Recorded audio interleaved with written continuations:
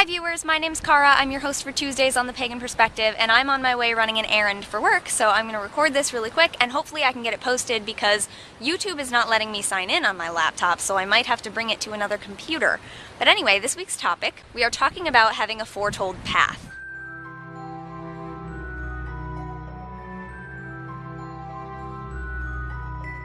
I took a picture of this week's question on my phone so that I could read it to you directly, and it says, I was just wondering about something. In your videos you mentioned following a path. That's to say the path has already been foretold, and yet the pagan path is not straightforward but has been rerouted here and there. First there's the Brythonic and Gadelic branch, then the European and North African, which is more classical in their sense, then there's Sanders and Gardnerian, and now OBOD, which I don't know what that stands for, I should look that up, and native tribal, and so on. But where do you think most American pagans find their center stone? Where does it come from?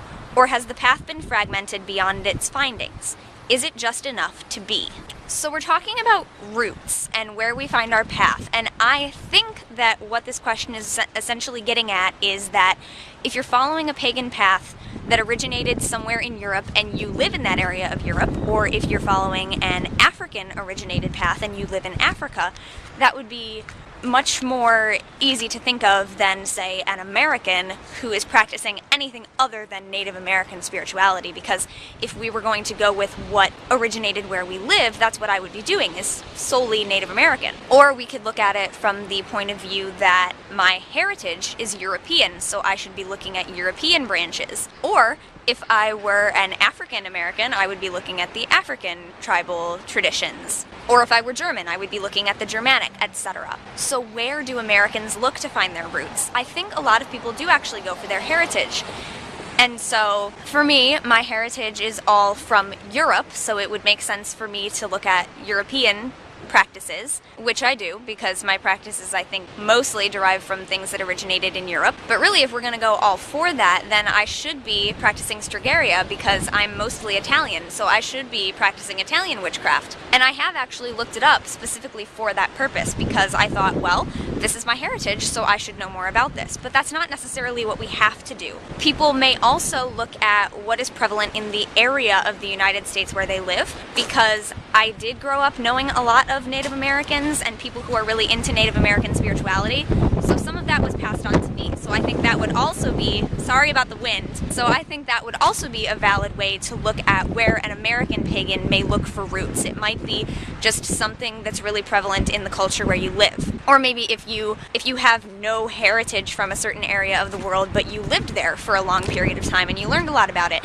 I really think it's just what resonates with you. But I think that Americans mostly will look at where their family's heritage came from or the things around them. And now I'm at the place where I have to do my errand, so I will finish this in a second. This house looks really cool. So do I think that American pagans' roots have been fragmented beyond their findings? No, I don't. I think you can figure it out.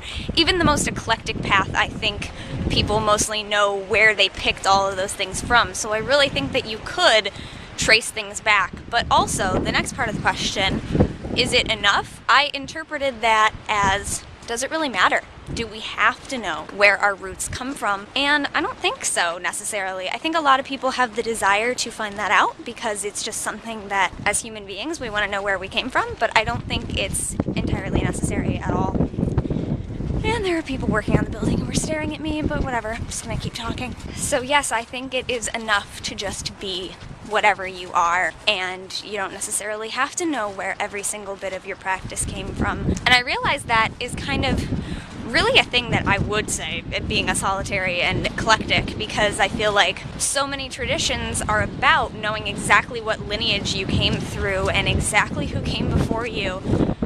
And there is a part of me that really cares about that, the part of me that wants to pass things down to my children, and so they can know exactly what I thought and what I did and things like that. But as far as being an American who doesn't practice things that originated in America, I don't think that entirely matters. I don't think that Americans need to have something that is distinctly their own spirituality. And America does not have one spirituality, regardless of what the government is trying to say to people, or regardless of what other people in America are trying to tell the government. We do not have one spirituality, and so I think that it's possible to know where we came from. It's important to people to know where we came from, but it's not necessary to know where we came from. I hope that that video makes sense at all, because I'm gonna have to edit it really quickly as soon as I can before class and try to post it. So fingers crossed my laptop lets me sign in to YouTube and I won't have to upload it on somebody else's computer. So I will see you guys next time. Thank you very much for watching. Oh, and the video responses for new substitutes auditions are closed now, so I know I need to watch those, and then we will be announcing somehow, either just to the people or publicly, who our new substitutes are, and then they will join us for Subs Week. So okay, I'll see you when I see you. Thanks for watching. Bye.